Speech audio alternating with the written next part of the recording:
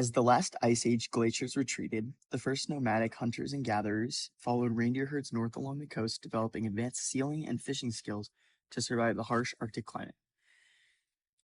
Over time, this hunter-gatherer lifestyle evolved, and by 500 BC, the Nordic Bronze Age introduced permanent farming, followed by the Iron Age, which brought stronger tools, leading to social stratification, chieftaincies, and the building of long houses and large burial mounds.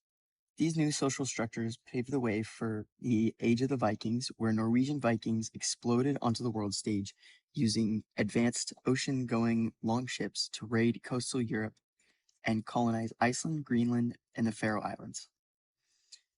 Master explorers like Eric the Red and his son Leif Erikson sailed even further west, establishing temporary settlements in Newfoundland, or North America, centuries before Columbus. Following this era of expansion, Viking kings Olaf, Tryggvason, and Saint Olaf pushed for the brutal conversion of this country from Norse paganism to Christianity, centralizing power and laying the foundations of a unified medieval kingdom. However, this new kingdom was soon crippled in 1349 when the devastating plague hit Norway harder than most, killing roughly half the population, erasing a vast portion of the aristocracy, leading it into closer ties with Denmark.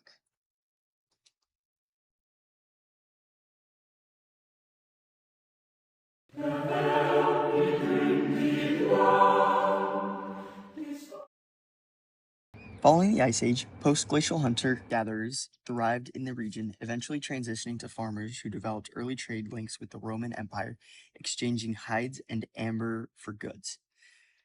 This commercial foundation soon turned to conquest as the Viking Age began in 793 AD, when Danish warriors raided the English monastery of Lindisfarne, launching an era of rapid, chaotic, and profitable expansion.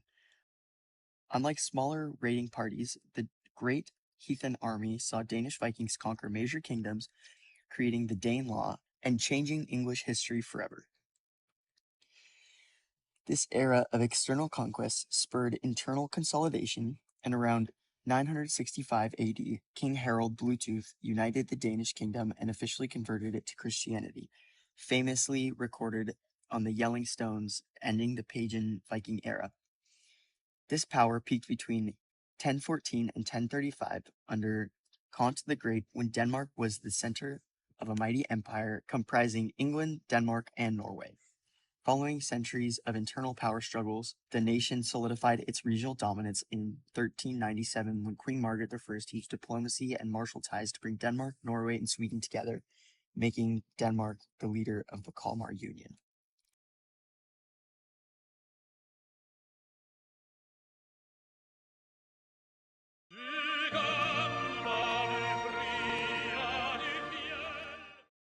After the ice melted, early inhabitants settled in the southern Baltic regions using stone tools before slowly developing agricultural communities and entering the Iron Age.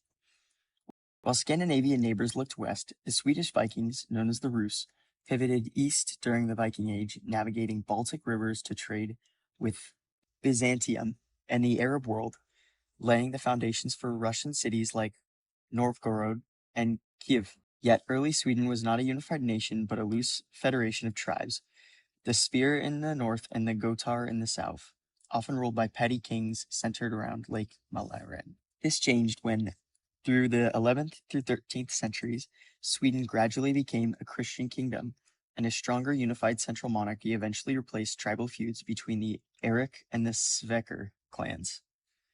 Swedish medieval society grew distinct from the continent, with a powerful free peasant class existing alongside a strong nobility who used a thing assembly to elect kings, laying early roots for parliament. This period of solidification led to a pivotal geopolitical shift in 1397 when, to counter German dominance in the Baltic, Sweden joined Norway and Denmark in the Kalmar Union against the leadership of Danish Queen Margaret I, a union the Swedes would constantly rebel against.